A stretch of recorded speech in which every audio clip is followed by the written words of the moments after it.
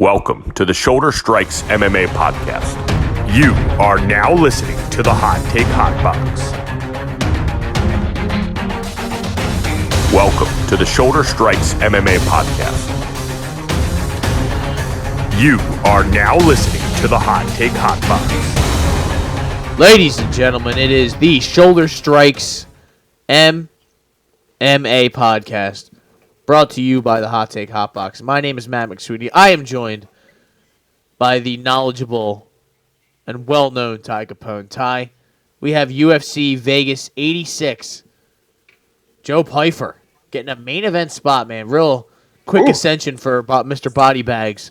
He is getting in there against Jack, the Joker Hermansson, in a middleweight, kind of a state your claim, state your case sort of fight for Joe Pyfer in the middleweight division.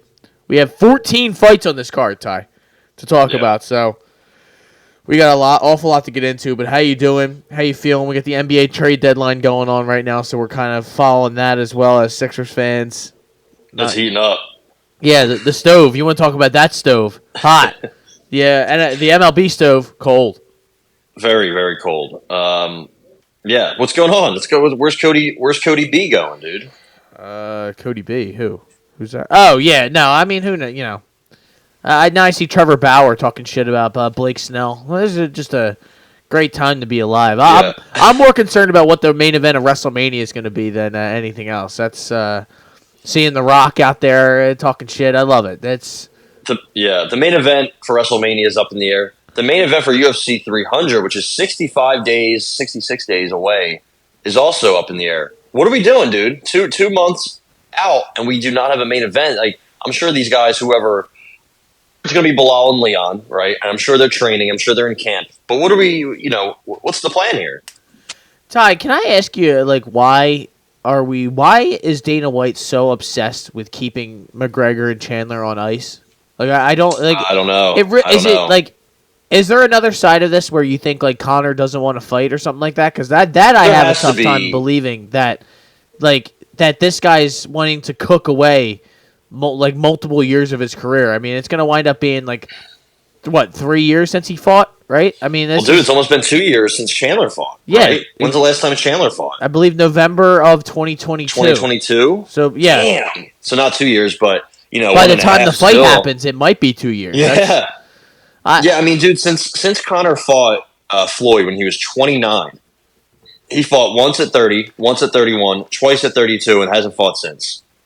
He's 35. He turns 36 in July. What even is the plan for Conor?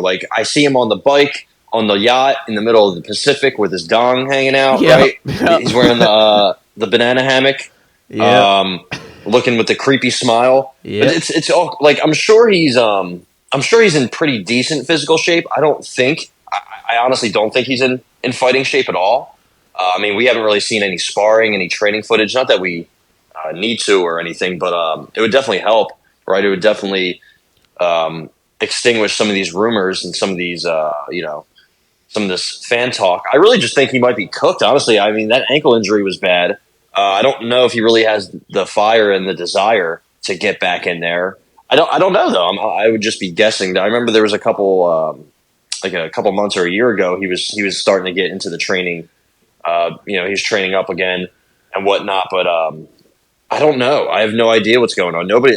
It seems like Chandler, McGregor, and Dana White are kind of just they're all are the only pages. Ones. Yeah, they're the only ones who. I don't know. I don't know what's going on. Both of those guys were calling for the main event of 300 on Twitter. And then Dana's no, the fall. I mean, even Conor has said June 29th. They've all said different dates, and Dana's the only one who keeps saying no, not that date, not then. Keeps pushing it back. Yeah, that. What I don't understand, it's why are that fight in quality is only going to get worse in my opinion the longer time goes on. So I feel like Dana's one of those guys he sees those leg injuries and he doesn't want the guy to fight again. That's his own personal choice, and he doesn't want that to happen. Did you see you can get 300 tickets if you watch Power Slap? You can you can enter a raffle if you see the secret code that's on 300. What a fucking joke, dude. I mean, this is hilarious. I mean, we spent a couple, either last episode or a couple episodes ago, just shit talking Dana, but it continues to persist. It's like this 300 thing. Last week they were gonna oil him up or something with that nonsense. If he didn't announce it, he never announced it. He never oiled himself up. So Nope. I don't. I don't know what are they going to do or where we go from here or how disappointed we're going to be when they announce the 300 main event because, like you said, it's going to be, Aspinall and Pereira or something like that. Just some murder that we're going to be setting up. I wouldn't even want to see that. No, we can't get Jamal Hill. I don't think, especially. He looks good though. I saw him at the last fight. He was who was he supporting? He was supporting somebody on the last card. Let me bring that up real quick. I can figure it out. I think it was I think it might have been Randy Brown. But either way, he looks good. Looks like I remember he got a little thicker right after he tore his Achilles, put on a little weight. But he looks like he's doing well now. But he's not going to fight until later this year, so it's not going to be that.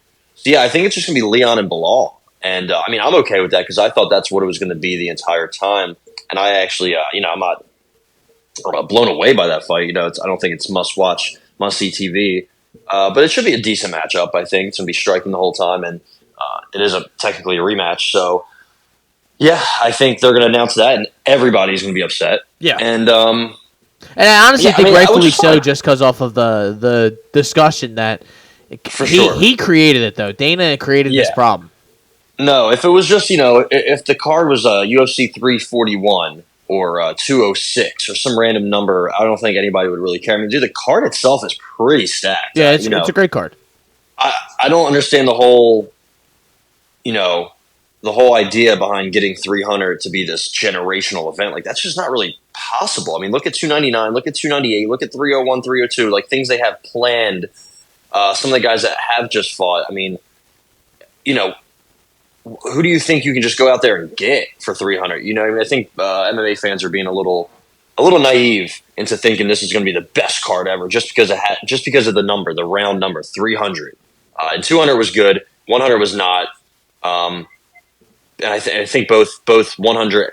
I think 100 held together. I think 200 was John Jones, so that kind of dissipated. But 300, I mean, dude, Gaethje, Max, Whaley and Jan, Oliveira, Sarukian, Yuri and Rakic, Aljo and Cater, Figgy, Cody. We can keep going. Kayla Harrison's making her debut. Bo Nickel's going to be on the card.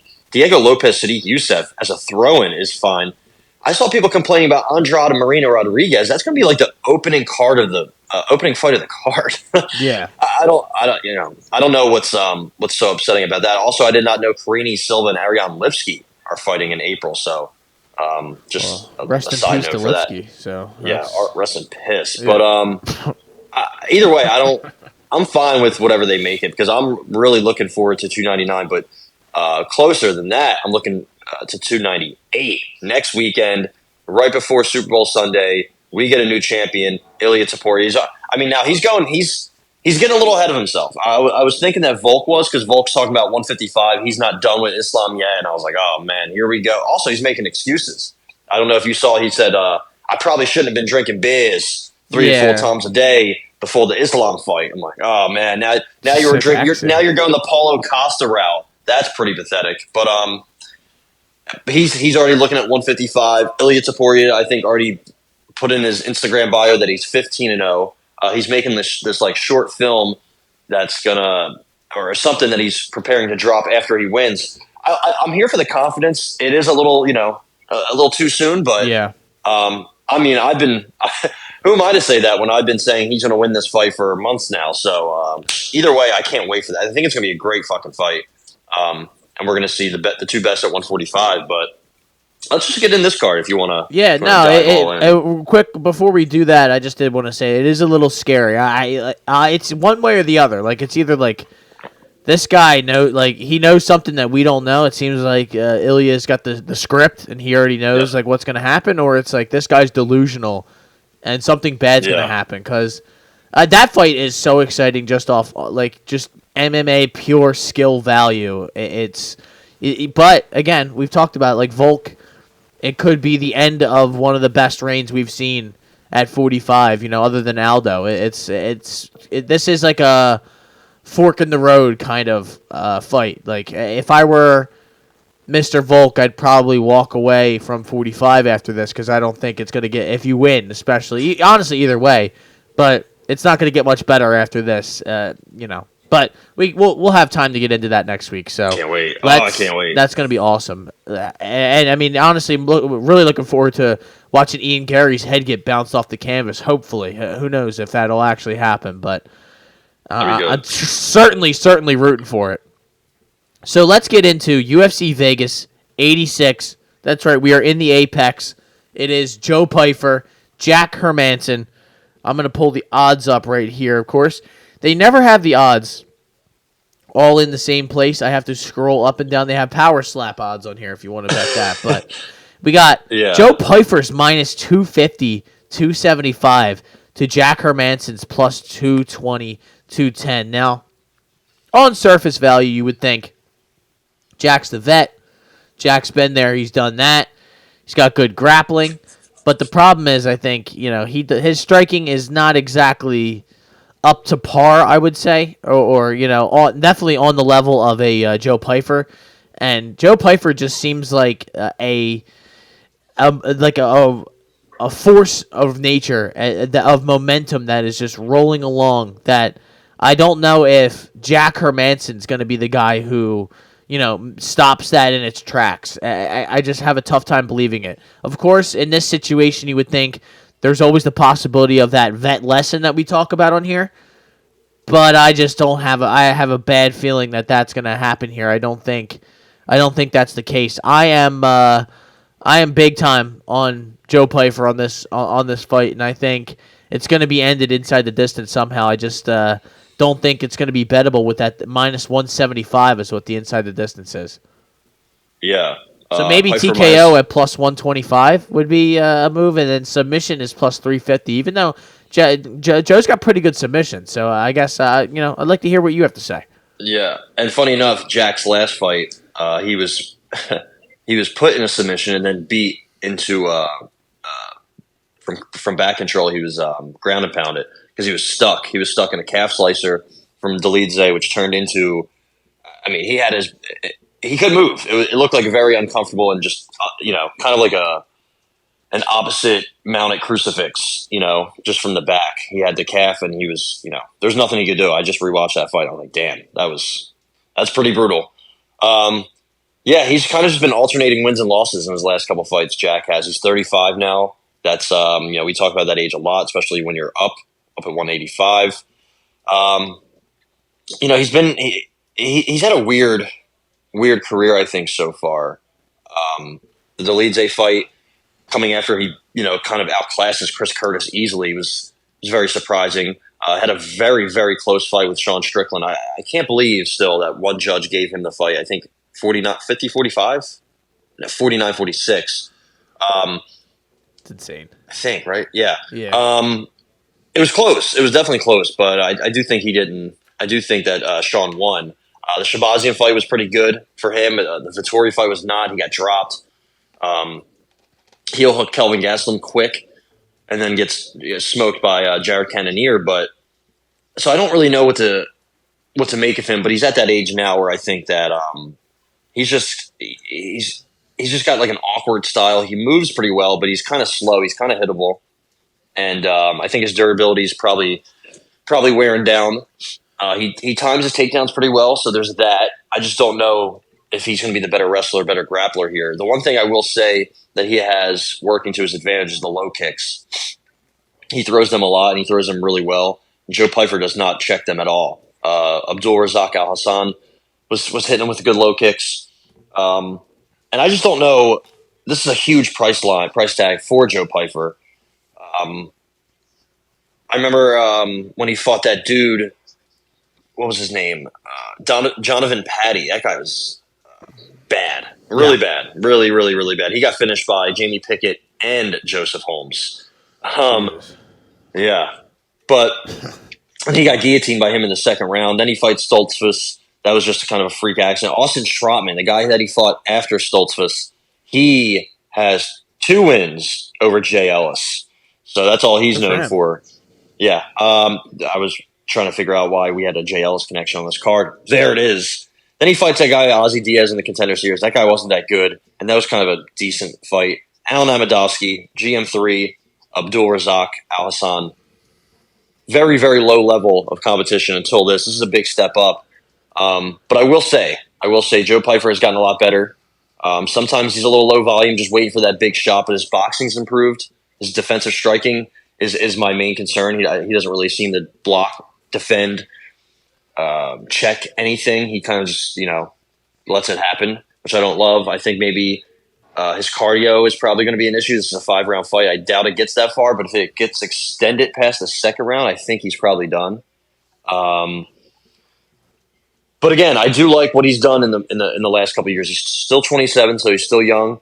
Working with those guys at Marquez MMA, is that what it's called now? I believe so. Sean Brady and all those guys. Like I really love where his game has come. I think he has made improvements pretty much every fight. He hasn't fought in. It's been a little bit, right? Been a couple. No, actually, it hasn't been that long. So we'll see. He's been doing grappling tournaments. He was supposed to fight Charles Radke, Chuck Buffalo, in a grappling match. That would have been nice.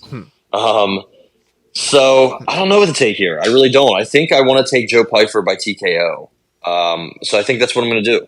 Okay, I'm taking it as Joe well. Pyfer TKO. I think he's going to hit him with something hard, something early, to kind of maybe make Jack want to shoot. And then I think that might be an issue. Even though I think he probably could get Pyfer down. He times his takedowns really well, but so does Joe. He actually has had very good success with his takedowns in his career. And again, he's still improving with those guys. Great team. And he's just on a heater right now. He's just putting these guys out. The arm triangle was nasty. The GM3 fight again, just watched that, and that was quick work. So it's a tough test for sure. But I think also Jack or Joe has fought. Everybody he's fought is pretty much old. I think Amadovsky, GM3, Abdul, now Jack have all been in their mid to late 30s. So yeah, I'll end this monologue by saying Joe Pyfer, second round knockout. Okay, we're both taking Pyfer TKO plus 130. Book it, mark it down, fire Jack it has in. been subbed twice. So No, I'm not saying it's not possible, but I just we haven't seen in the UFC. Well, yeah. I guess we did see him get arm triangled once by Cesar Fajea. So and that's something that Joe Pyfer does like. Joe Pyfer's just so strong, right? Yeah, big boy. I think he's getting bigger and bigger each fight too. I think he said. I was trying to find an interview, a snippet where he said he's been really working on his physique and just getting bigger and stronger. And he's an aggressive dude, so I think he's going to put it on Jack. I think this is more of just he's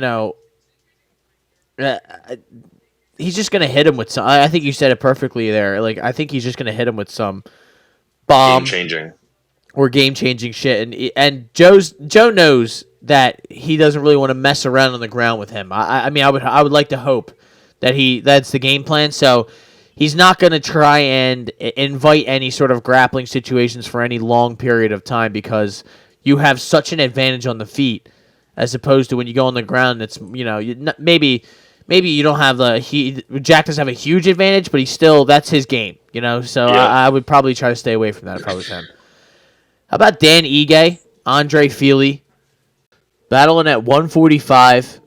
Speaking of 145, Andre Fili is a plus 145 underdog to Dan Ige's minus 175, 180.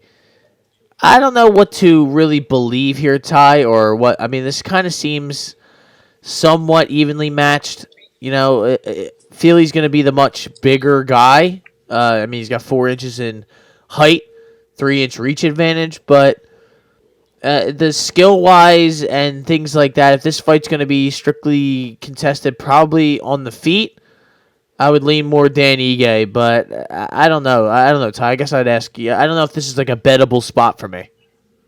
Yeah, me either. I like I like both guys, but I feel like neither guy is bettable, honestly, especially lately. At this stage of their career, I kind of feel the same way about Devin Clark and Marcin Prachnio. Jeremiah Wells, Max Griffin too. Like a lot of guys on this card, honestly, I feel like are kind of unbettable, or at least this fight anyway. I think Fili's talented. I think he's actually older.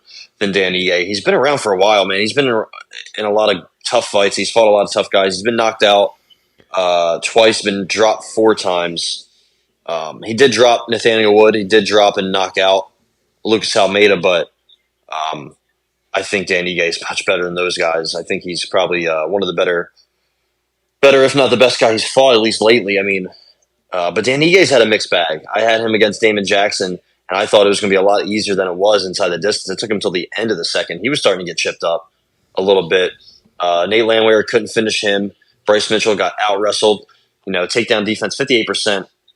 I feel like he's gone up against some tough guys that have blown that number up. But either way, man, sometimes he just he loses it, and he loses the wrestling exchanges. He has pretty much an even ratio, strikes landed to strikes absorbed. And then you got Feely, who's, more absorbed than landed. And especially lately, he's starting to get his chin cracked. Joe Anderson Brito put him out bad. Yep. He was beating the shit out of Daniel Pinedo until that, I think it was an eye poke, right? Or something happened. He's also been sub twice, Andre Feely. I don't think that'll be a problem here. Ige's, I think, drops 6 knockdowns in the UFC. So, they both have good and similar games. It's like who's cooked more, who's less durable. I think that's probably Andre Feely. Now, he does present some opportunities and some trouble on the feet, like you said, with the height and reach. He stance switches a lot. He can mix in some takedowns and pretty good submissions, but I just don't know if he has that success in this fight. Good cardio, too. He's really, I think he's more well-rounded than Ige, but Ige's solid, too.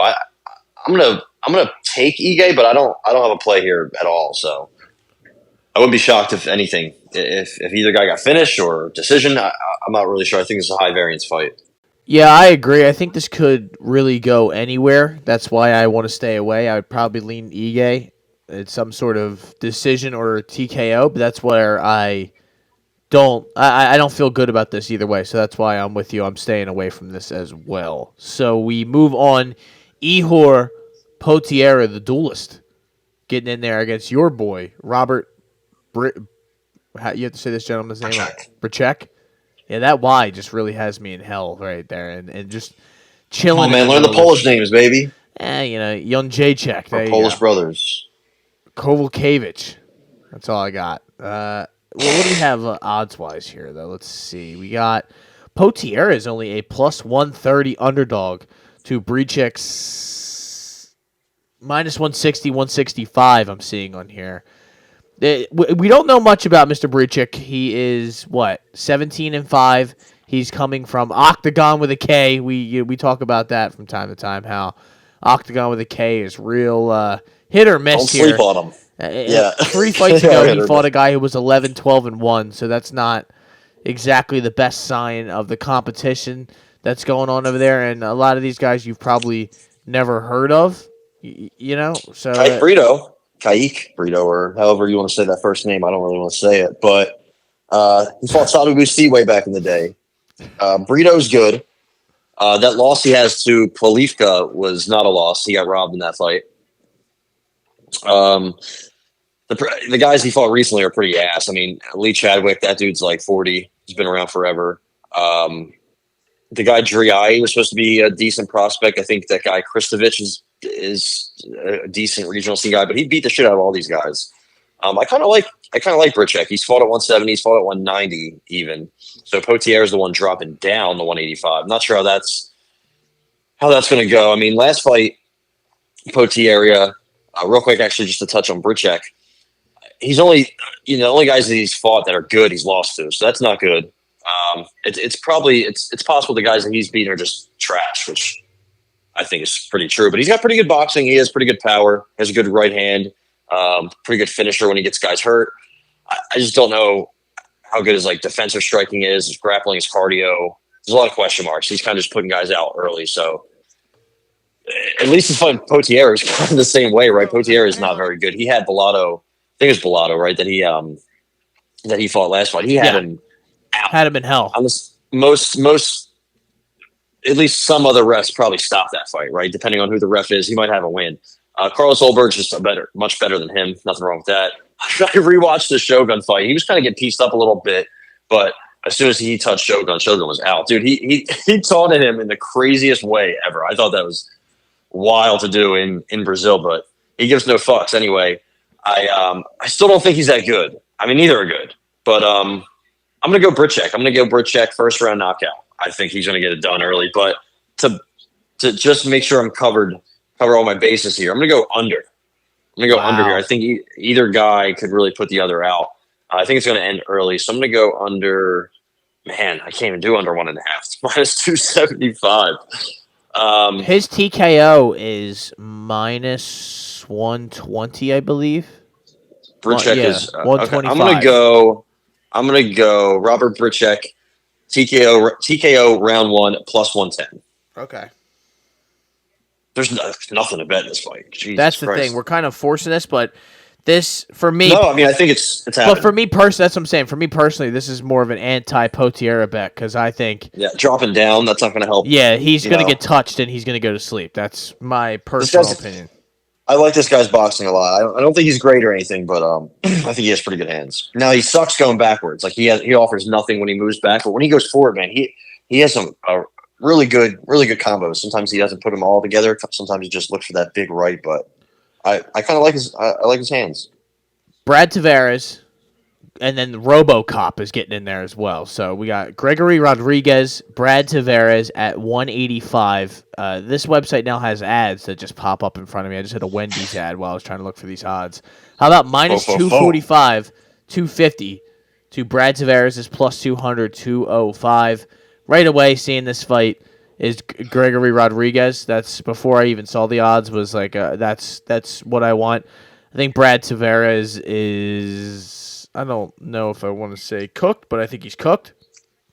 He's 36 years old, so he's kind of getting up there. And his last win was against Chris Weidman, and he couldn't get him out of there. That I will hold that against him. I don't care. Yeah. You know that.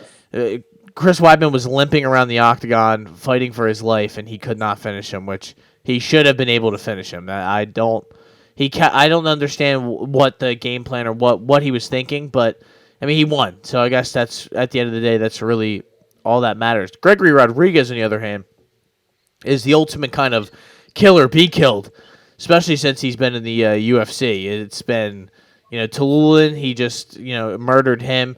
Bruno Fajeda just put him into a body bag. He's got a win against Chitty. I don't know if. Do you think, Ty? I guess I should ask. Does he get Brad Tavares out of there? And if not, I mean, Brad Tavares has 13 decision wins. He's been knocked out 4 times though, so I guess that would be the path to victory. If the odds tell us that it's something that we could bet, RoboCop by TKO is plus 230. Yeah, I kind of think, I know it hasn't happened yet. I feel like he could definitely sub Tavares. Remember, I think his last fight against Tululin was on the same card. I believe the same card as Tavares and Weidman, right? They were both on O'Malley and Sterling. And I think you or I had Tavares, or Rodriguez, I should say, by sub. I think it might have been I don't know if you did. I definitely did. And he just elbowed the brakes off of Dennis Tululin, some illegally, but into dust. So it's tough, really. How many subs does he even have in the UFC? Zero. But he has 4 overall. He has that dangerous jiu-jitsu. It's just, Yeah, we both had sub. I can't believe that Jordan Williams knocked him out in the first round way back when. That's crazy. He's come a long way, honestly. I mean, he's very chinny himself. Like, I don't think Tavares can really knock him out, but I guess anything could happen. I think Rodriguez probably just dominates him. He's bigger, he's stronger, he's in his prime. More finishing equity. I'm sure him inside the distance is a large number. Oh, it's plus 150. Plus 150. I think I'm gonna go RoboCop inside the distance at plus 150. I think it's a solid number. I guess I can see it going all the way if Tavares kind of stalls a little bit, clinch work. But man, when's the last time RoboCop went the distance? I don't think he has, besides Petrosian. Yeah, the Petrosian fight, which Petrosian goes the distance a lot. And the Todorovic fight, and that was his second fight. It's been 2 first round finishes in a row, 3 of his last 4. Yeah, I don't see how Tavares really escapes it. I don't think it's going to go exactly how the Bruno Silva fight went, but remember, Edmund Shabazian walked through Brad Tavares, so he struggles with those guys that are big, hard hitters that come forward. So I feel confident in that. I feel good as well. I'm going to go RoboCop inside the distance plus 150 as well. Lock us in for that. How about Michael Johnson, Darius Flowers? Don't know how this is on the main card. Don't know how this is this high up. I guess just because of Michael Johnson and somebody's going to sleep. That's how. His veteran name value. I guess so. 21-19 against Darius Flowers, who is 12-6. Michael Johnson is a minus 140 favorite to Darius Flowers plus 115, 120. Ty, I got to be honest. This I don't want anything to do with this. And you'll probably be able to convince me one way or the other because that's just how it goes. But right away, I don't want anything to do. I don't trust Michael Johnson. You never know what version of him is going to show up or if he's going to be winning a fight and then just get knocked out randomly. Or Darius Flowers, who he even is as a fighter, or what we even could expect. He got rear naked choked by Jake Matthews earlier, midway through last year. So, I guess I'll ask you what you think. Yeah, I guess the only reason it's on the main card is because it's Michael Johnson's name, and also one of these guys is probably going to sleep. I think Flowers has 8 knockouts. I think combined, what do they have? I had it written down. They have a combined 14 submission losses. So that's probably. I mean, neither guy's going to go for it. I would imagine. Michael Johnson's been submitted 9 times. That's crazy. That's wild. I mean, just looking at his record, man. I mean, fighting Poirier, fighting Barbosa, Dariush, Diaz, Poirier, Habib, Gaethje, back to back is wild. All like in their prime too. That's crazy. And he beat Barbosa and Dustin. I mean, he's really fought a who's who. But yeah, like you said, the Diego Ferreira fight was going well until he got hit with an overhand right, and he got turned into dust. The Jamie Malarkey fight, he could have easily won that, and he fucked himself there. Even though I guess you could still make the argument he won. His only wins, Mark Jacasey. I think he used a lot of wrestling in that fight, if I remember correctly. No, he did not. But Mark Jacasey is very low level, so I wasn't surprised about that. And then Alan Patrick, your boy, he knocked him out. That was just sad. So yeah, I don't know what to make of this. I don't really rate Darius Flowers highly at all. I mean, his only win under the UFC banner is by injury. So like. He hits hard, I guess, is the only thing I really notice when I watch him fight. He's like a powerful brawler. Yeah, I mean, that's it. So, and we don't have to spend too much time on this. Yeah, I wish I could, but I truly can't. So I'm going to go, if I could bring it back up, and I don't know if I can. I'm going to go, what's the under looking like? Hold on. I'm cooked. Bovada's let me down, even though I don't use it. I'm going to go under 1.5 minus 110. Under 1.5 minus 110? Yeah. Wow, I can't believe you have a bet on this. Well, the Diego Ferreira fight didn't make it to the 1.5 mark. The Alan Patrick fight did, barely. The Thiago Moises fight did not. I just think somebody's going to sleep. I mean, Michael Johnson's probably going to beat the shit out of the dude, or he's going to be outpointing him and get knocked out in the third like he did against Josh Emmett. We were both there for that live. Yep. That was bad. I remember we were sleeping throughout most of the night, and then we're like, "Oh shit!" Never forget dead body in the ring. His body hitting the octagon. Never. Yeah, that was a tough one. He's somehow bounced back since. No pun intended. Bounced back since that to I think lose 5 of his next 7. So. Yeah, maybe that wasn't good for his brain. Maybe that wasn't good for his career. I guess that's probably a fair statement to go out there and say. How about Adolfo Vieira, the black belt hunter?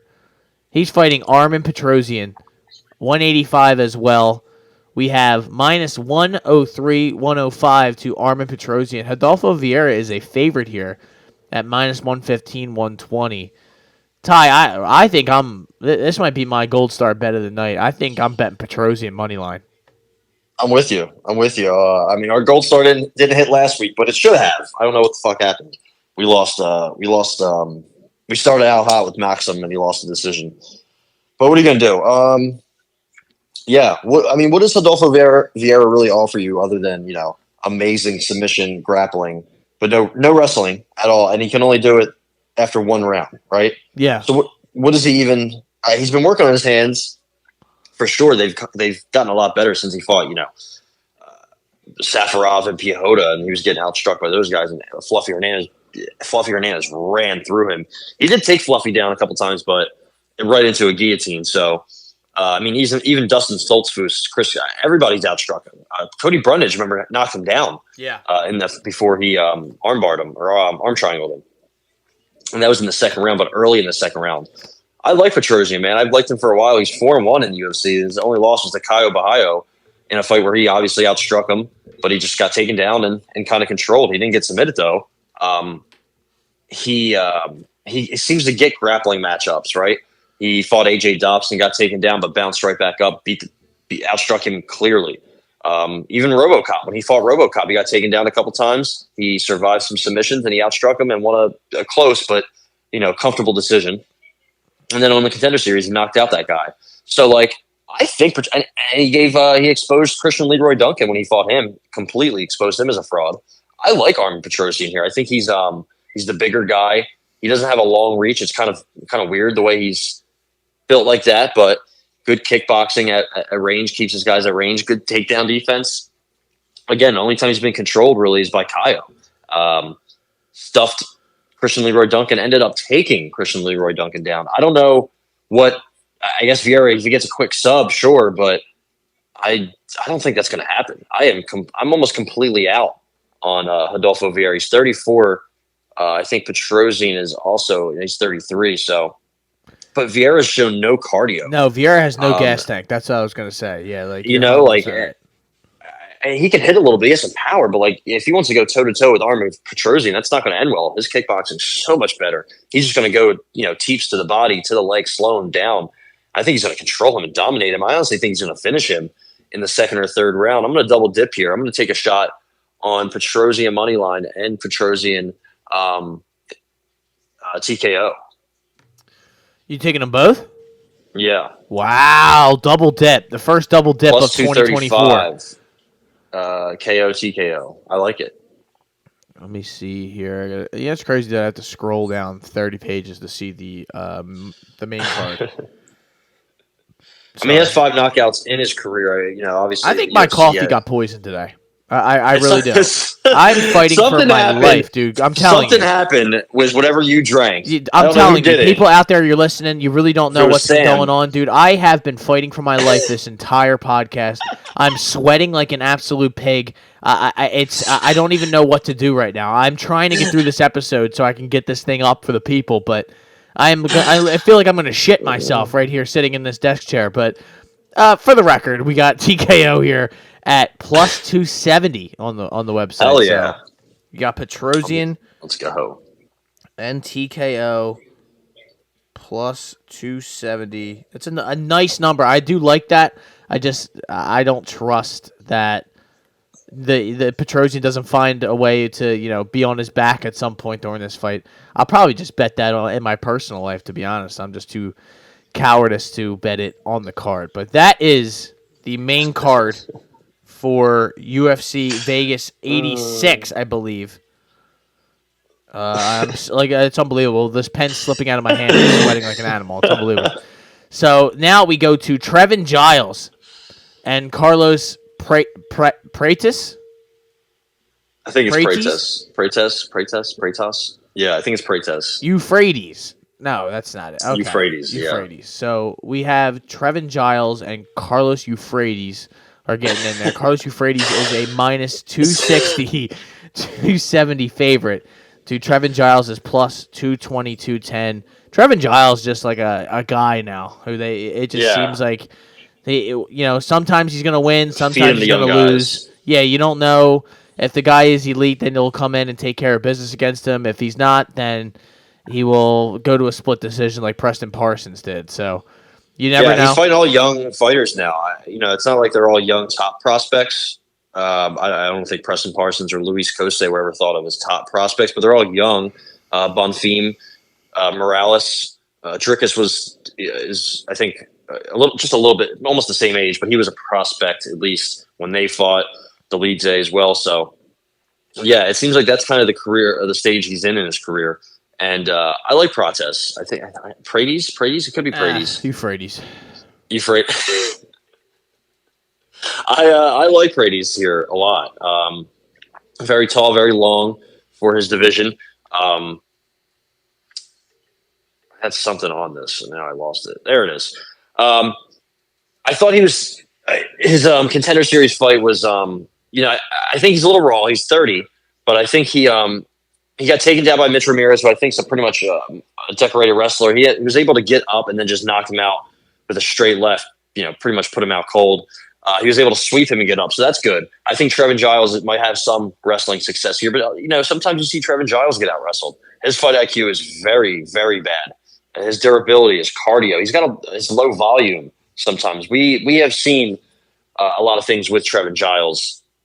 I'm pretty much almost out on Trevin Giles, just like I am with who's the other fellow we're out on? Rodolfo Vieira. Yeah.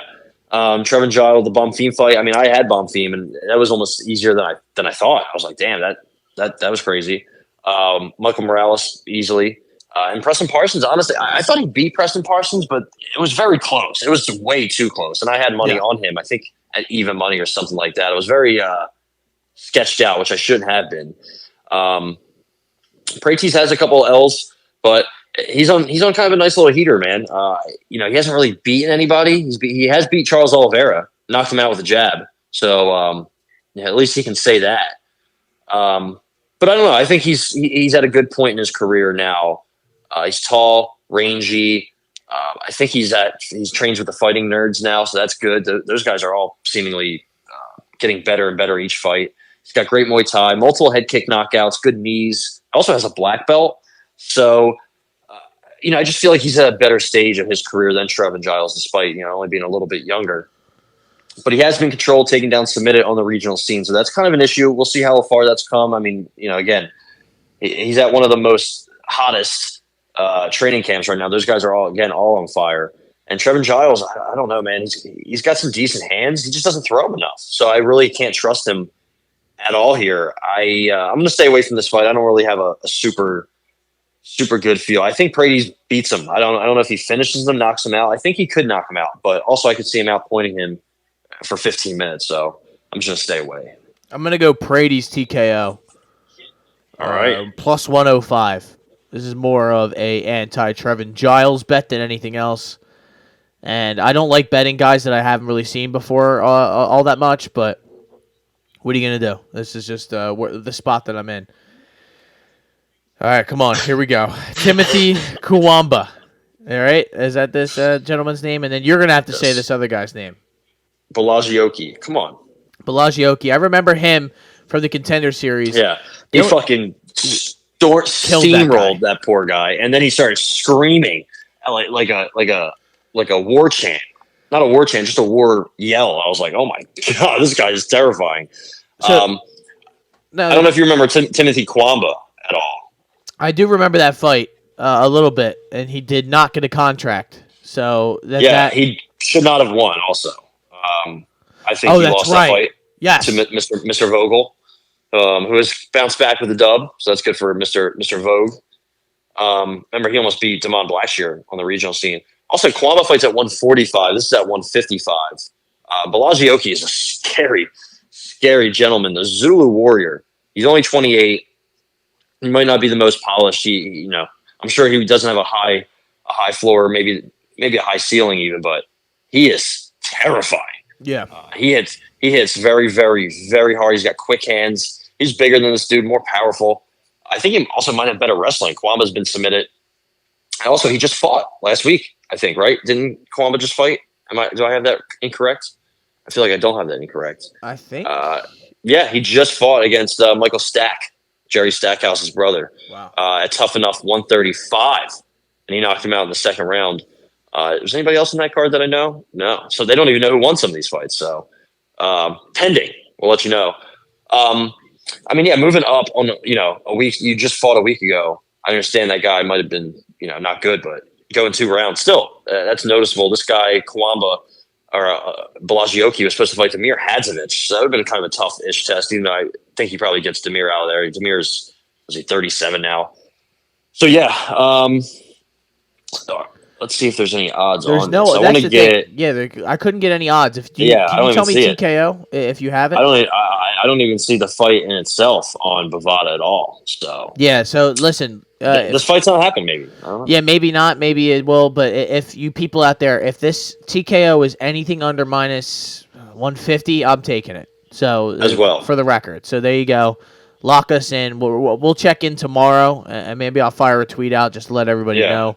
But let them know. Right, I mean, there's no odds, so I really let a naysayer know. I would love to. Yeah, I mean, that's definitely a way. Lank, shout out to Lank. Yeah, maybe this fight isn't even a thing. Who knows? Who knows, really? If there's no odds, I don't. I mean, it did just get made pretty recently, so I guess maybe they're kind of figuring it out. I mean, he's minus 210. Maybe they don't even know. Yeah, Dana White probably has no idea. Well, he doesn't even know who this guy is, probably. So he's like, oh wait, that's right, he did fight at the Contender Series. You're like, oh, he did win. I thought he lost. Oops. How about Luma Luke Buname? She another person who just kind of finds herself in these fights just randomly. Just you turn on the TV, Luma Luke Buname's fighting. You're like, okay, yeah, you're great. like, oh, I did that. Yeah. She fought a year ago, more than a year ago. No, about a year ago. Oh man, almost just threw up.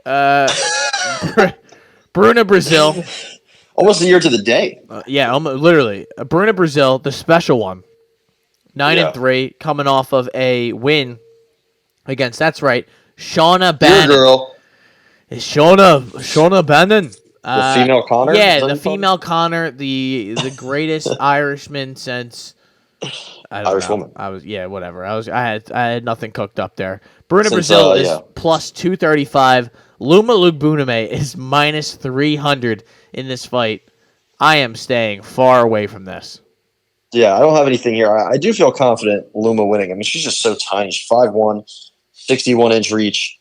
I think Bruna Brazil is going to have a 5-inch height advantage, a 4-inch reach advantage. But the problem is she's not very good. Yeah. She's only beat Marnik Mann, who's like 4'6", and Shauna Bannon, who is not good. She's just became a pro like 2 years ago. She got absolutely steamrolled by Denise Gomez. She doesn't like to get hit. I've noticed she doesn't like to be hit at all. She's not very durable. She's been finished multiple times. She's been knocked out 3 times, which is kind of crazy. I mean, the one time it was an injury. The first fight, her pro debut against Ariane Carnelossi, she got smoked. She just doesn't like to get hit. I mean, her wins are very low level. I don't really know who any of them are besides Marnik Mann, who's just known because she's short. Yeah, I mean, she has Bruna Brazil has like a karate, kickboxing, distance striking, boxing style, but she can be taken down. Luma Luke Buname is, pretty good Muay Thai kicker. If not for anything else, I don't think she really uses her hands, but she throws a lot of kicks. She gets in the clinch. She's pretty good at that, and she can use that to like get a trip into a takedown. I just think she's better all around. She's just smaller. That's really all she's working against. A 5-inch height advantage. It's going to look crazy on the screen, but she's probably the better striker even at range. I'm going to go Luma Luke Buname. I think she wins a decision. I don't know what. Yeah, I don't think she finishes her. I mean, she did just finish Elise Reed, but Elise Reed's pretty bad. There's not really any odds in this. Decision is it's not a real fight. I'm sorry, plus 105. Yeah, I like that. I like that a lot. Okay. Maybe not a lot, but I do like it. Luma decision plus 105, and we keep it moving. Marcin Prachnio, Devin Clark, Brown Bear, Devin Clark. Just Devin Clark. No, and both these guys, just guys who are just another. They're just there. Just there. I let me see what the odds are before I say that I don't like anything here because I don't know for sure. I could probably still tell you I don't like anything here. Yeah, I mean, however, I'd probably go underdog. Being a plus 195 underdog is a little alarming. But again, he's not trustworthy either, so I'm probably staying away from this. Yeah, I would like to bet Prachnio here. I lean Prachnio anyway, but I'm gonna. The problem is Vitor Petrino just had a wrestling clinic against Prachnio, got his first career sub, and Devin Clark at least he can chain wrestle a little bit. He has that wrestling background. His accuracy is not very good, but he gets about 2.35 per minute. They're both very untrustworthy. 7 finished losses for Devin Clark. Prachnio has been KO'd 4 times. Like, yeah, who knows, dude? Who knows? Who knows? Again, I want to. Prachnio's 35, Clark's 33, so they're both at the later stage of their career. Devin Clark's 8-8 in the UFC. Prachnio is 3-5. This is just a low level, light heavyweight fight, really. So I'm going to stay away. I'm itching. I was really bad. I was about to say Marcin Prachnio money line, but again, he just got outclassed by a guy who I think Petrino is much better, but like nobody thought he could wrestle or get a sub, and he did. So yeah, I'm good. I'm staying far away. How about Jeremiah Wells, Max Payne Griffin? To everyone out there, we have minus 150 for Jeremiah Wells to plus 125, 120, 130 for Max Griffin. Ty, I kind of lean Jeremiah Wells in some ways just because of his grappling, and he might be able to get this to the ground and maintain it, but I don't think I'm going to bet anything here again just because I think Max Griffin is that ultimate vet. Good gas tank, pretty much good, as serviceable in all areas, and I think he could pull the upset here. Yeah, I think Max Griffin went eight knockdowns in the UFC. I thought he won that Neil Magny fight, if you remember that one. Yes. Did okay with Michael Morales. I mean, he didn't get knocked down, didn't get knocked out, didn't get finished. Yeah. He got out wrestled a little bit. I think he tired Morales out a little bit. Yeah, I think he's kind of just solid all around. The problem is he's 38 years old, and I don't know. He fades quick. It seems fades hard after that first round. It seems like he has a steep drop off. That's why he goes to these split decisions with Tim Means, and even the Magny fight, which I did think he won, he faded. He did well in the first round against Morales, faded. Good thing he got Kaneen Song out of there in the first round, and then the Alex Oliveira fight lost a split. Went to a majority with that dude Imadaev, who stunk. Went to a split with Thiago Alves. Lost a decision to Curtis Millender. Like, he's just not a trustworthy fella. I think he's kind of solid all around. Jeremiah Wells is 37 years old too, which kind of sucks. But it's just, he got a late start.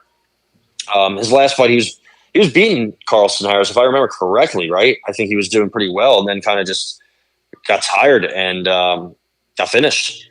He had 6 takedowns. No, that was against Semmelsberger. Yeah, he had 3 takedowns against Harris. He had a couple submission attempts himself. He just got caught. Remember, he got dropped a couple times by Semmelsberger, who was still able to win that fight.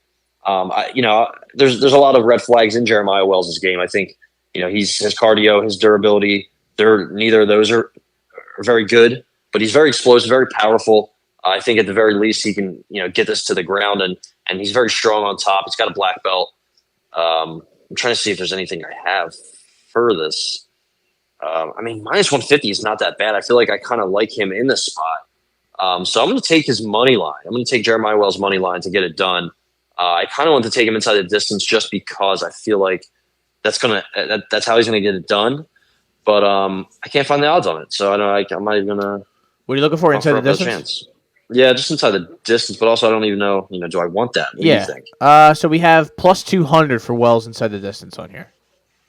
What do you think? What's your feeling? I don't like it because I just think Max Griffin is the ultimate decision warrior. And if I was going to bet anything here, I'd bet Griffin decision. Yeah, I think I'm going to stay away. I think they're both old. I think one or both of them could have like the worst performance of their careers. Who knows? And the rest of this card is so bad. I want to bet something before we get into the real disgusting part of this card. I have a play next, so give me I like it. I think I'm going to follow you in your next play here because I know exactly what it's going to be. I'm going to skip this, but I got Wells by probably by decision, but I could see a finish in the third or you're something. Not on the card. No, but I know what you got here, so let's go. My boy is fighting here, and he let me down last time, but I know he's not going to let me down this time. Bogdan Guzkov, the whatever country this man's from. Where is he from? Uzbekistan. Assholes, Uzbekistan. The Uzbekistani Anthony Smith is what some people have called him. That might be Anthony Smith. It might be. It might be just his reincarnated. They cloned him and left him in a lab for a while. He's fighting Zach Pauga, who has shown since I was a big fan of I'm not big fan, but I was a believer in this guy off of the Contender Series because he looked pretty good on the Contender Series. Now, I'm not so sure. Ultimate Fighter. Ultimate Fighter. That's my bad. After getting just eviscerated and eliminated from the planet by Muhammad Usman, and then not being able to finish Jordan Wright, which that in itself is just horrible. I mean, the ultimate red flag. If you can't, a gust of wind after 5 minutes will really send Jordan Wright to his knees. If you can't even do that, I mean, we watched that fight. Unfortunately, we were like, "Yo, what the fuck was that?" They were just hugging, just bro guys being dudes, just hugging each other out for 15 minutes. That was bad. Almost 9 minutes of control. Yep. Auga had, and he didn't even get to have a takedown. So Jordan Wright has 16 professional fights. One of them has gone to decision, and it was that one. So that's all you really need to know. Guskov fought Volkan Oezdemir, who is, I would say, a big step up from Zach Pauga. So I think this is more of his neighborhood and area that he should be fighting in. I did not even say the odds. I'm sorry for that. He is a underdog in this, Guskov, at plus 110 to minus 130. I don't think Guskov is going to have much gas tank because that's just kind of, he gives me those vibes. I'm going to take Guskov TKO plus 165. Let's go, Ryan, with you. I mean, you know how many times Guskov has been to a decision? It can't be that many times. Once, and it was his third pro fight, which he lost to Arkady Lysine, who was 6-3. Not very good, but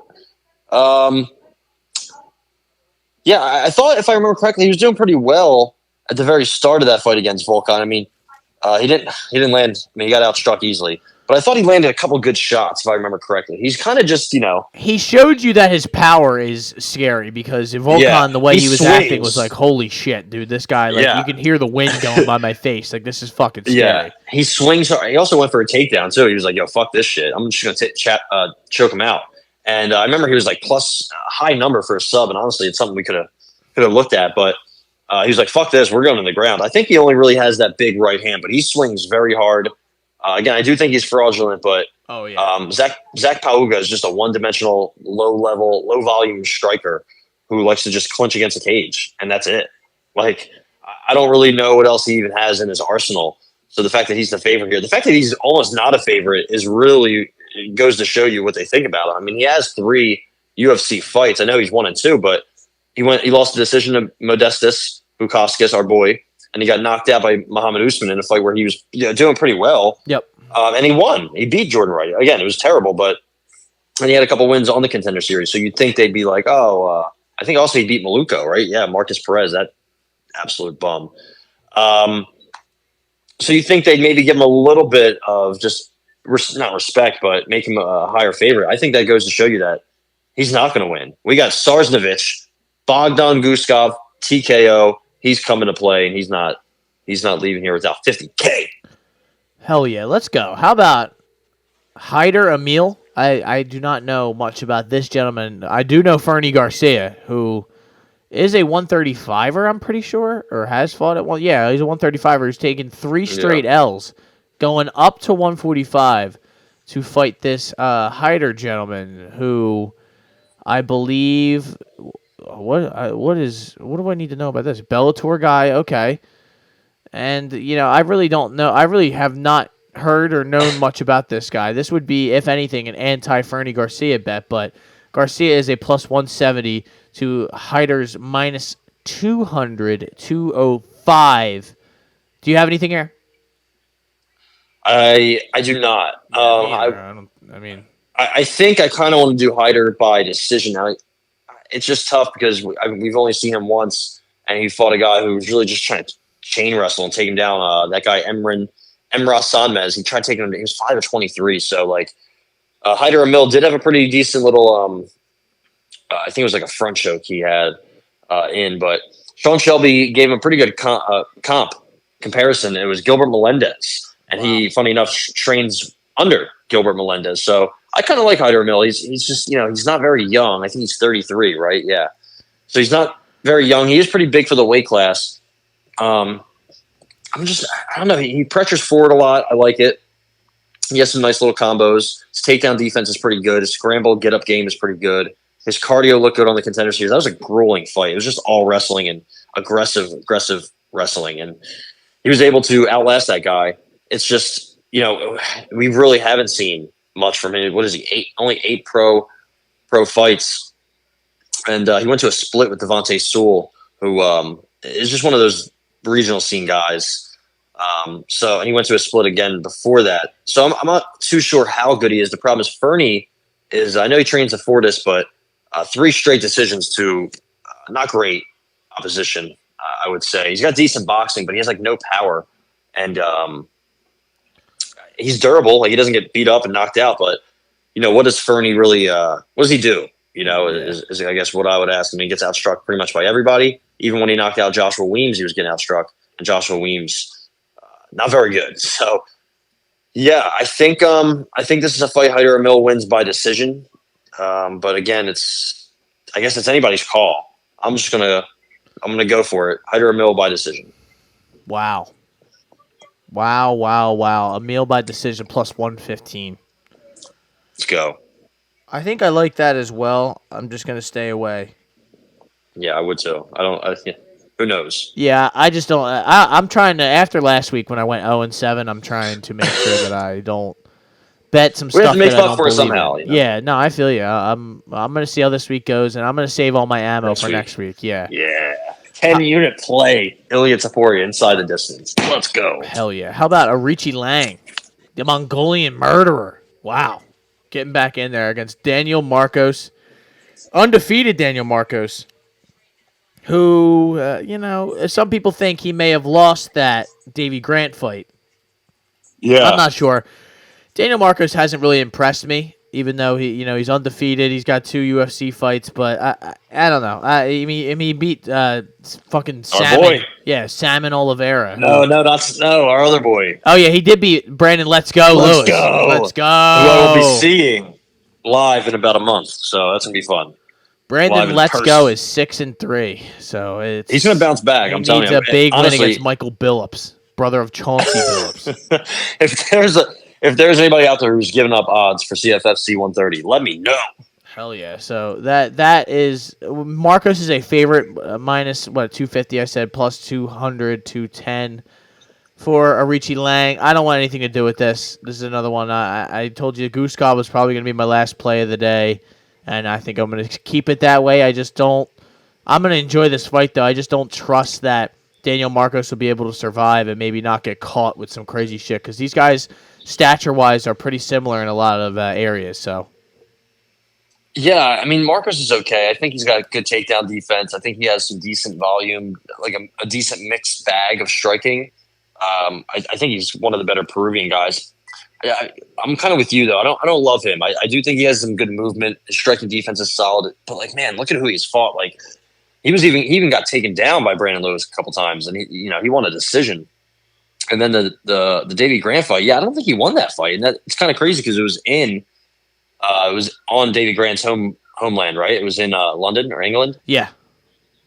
So I was kind of surprised by that, but they both have good takedown defense. Arichi Lang is not nearly as good. He has been taken down by multiple guys: Johnny Munoz, Jay Perrin, Cody Durden. But funny enough, he was able to take down Jeff Molina. He was able to take down Cameron Else, very low level there. But he was even had some success against Johnny Munoz on the ground. So I don't know who even goes for a takedown in this fight. I guess it would probably be Arichi Lang. I think he's the stronger guy. I think they're very similar in size, but I think he hits harder. Sometimes he's low volume. He got knocked out quick by Eamon Zahabi, man. I remember I had him in that fight, and I was like, wow, that's all right. I didn't see that coming at all. Maybe it was a fluke, maybe. But I kind of want to take him here. I really think Daniel Marcos, he's undefeated, but that's a very fraudulent 15-0, at least in my opinion. He's 30 years old, so he's probably I think they're both 30, so I don't know, man. Should I take Arichi Lang here, or should I just learn from my mistakes? I think I might have to learn from my previous mistakes. Again, losing by first 1 minute knockout to Eamon Zahabi, who's 36, and he hasn't fought since then. Now he has a fight coming up against Javid Bashra. He's going to get smoked. Yeah, I don't know. I'm I'm probably gonna stay away. I would love to fade Daniel Marcos here. I just don't trust Richie Lang to be the person to get it done. Like you said, like he just got knocked out by Ayman Zahabi. How am I supposed to sit here and put my hard-earned money on that guy? Yeah, his grappling, his wrestling, his cardio, very untrustworthy. I do like his hands, Richie Lang, but if this goes to the second, third round, I think Marcos probably edges those rounds out. And maybe he's able to get a takedown. Who knows? I don't know. So that is UFC Vegas 86. We had a couple fights drop out of it, or a couple guys. Shalon Nordembike was supposed to fight Emil. That was the original fight, supposedly. So, Nordembike, that's right. He is the man of James Krause fame, where the Fade City was on the other side of him. So that's, worthy of being mentioned. Lerone Murphy was supposed to fight Dan Ige on this. Hadzovic was supposed to fight Oki. Bricek was supposed to fight Duraev, who you told me he got released. He had visa issues, and they said, you know what, get fucking lost, buddy. And Bogdasarian was supposed to fight Emil at some point. So Emil's had a bunch of different opponents changed. Have you seen the UFC roster watch's downfall? Yeah. Holy shit. Well, I thought this was just a bot account. Now, UFC roster tracker, that's what we're on. That's where we at. So if you're not in tune, you have to go follow Roster Tracker. UFC Roster Watch is going through some things. Somebody sold the account to the guy, and then he's going to shut it down or something, and he wants to he's having some issues. Yeah, mental health. He's getting bullied, and then he's like, "We're back, baby. I am back, and I am better than ever." Meanwhile, he's getting outscooped by UFC Roster Tracker. So there's a lot of drama in the Roster Watch community, if you will. That guy probably just sold his account and then started Roster Tracker and was like, "Okay, you idiot!" Like, the people just want to know who's getting cut and who's not. Like, Phil Halls, Juan Camilo Ronderos, Albert Duraev, see ya, Malcolm Gordon as well. So I was told you have some boxing discussion that you'd like to bring. So last Friday I just saw this. It was on the undercard of Jake Paul's promotion, the fight card. There's a guy named Julian Smith who is deaf and fought on this card against an unbeaten Cuban prospect who was 8-0. Knocked him out. Beat him. I'm sorry, he didn't knock him out. He was a plus 2,500 underdog, I think. Plus 1,400? Yes, something like that. Wow. I'm seeing 14-1 underdog. So that's crazy. I just wanted to shout that out real quick. It was in Orlando, too, so I got to head out to a boxing fight, man. I've never been to a boxing event somehow. I've been bare knuckle, I guess, but, I don't really count that. But yeah, we have some good boxing coming up tonight. Teofimo Lopez returns. It's been a while, it seems, since we've seen him, and you never really know what you're going to get yet. Last June is the last time we saw him against Josh Taylor in a fight where he looked awesome. But the problem is you never know what you're going to get from him. He lost to Kambosos. We haven't seen Kambosos look really good in a fight since then. So you never know with Teofimo. He's going to retire. He hates his dad. I don't know. He's a very erratic fella. He's still only 26. But, man, when he's on, he is one of the best, in my opinion, one of the best at 140, one of the best in the world. He's going to fight Jermaine Ortiz, took Lomachenko to the distance, so that's going to be a good fight tonight. I'm going to try to see if there's a good undercard. I don't think so. I wouldn't imagine anyway. Are you excited to see Teo back? Yeah. Yeah, it's something that since it's Thursday night, there's not really much on, just the flyers for my own personal taste. So, yeah, I will tune in to check in and see what's going on. Yeah, Keyshawn Davis, the businessman from Virginia, he's 9-0. He's a pretty good prospect. Him and Eddie Hearn seem to go back and forth a lot. It's kind of funny. Him and Teofimo had a back and forth also. It was kind of weird. Boxers are very weird. Yeah. Did you see that? I did see that. Yeah, I think the most Keyshawn respectful Davis disagreement I've ever seen in my life. Yeah. Yeah, and then Keyshawn was like, I wasn't trying to throw shade on you, bro. And Teo was, it was weird. Boxers are very odd people, man. But Keyshawn Davis is fighting Jose Petraza, who is, he's 34. He's just, his best days are behind him. Let's say that. I mean, he went to a split decision with Richard Kami in the year of 2022. I think that is just hilarious. Losing to Zordo. Was that Zordo he fought, right? Yeah. Oh, no, it was Jose Ramirez, not wrong one.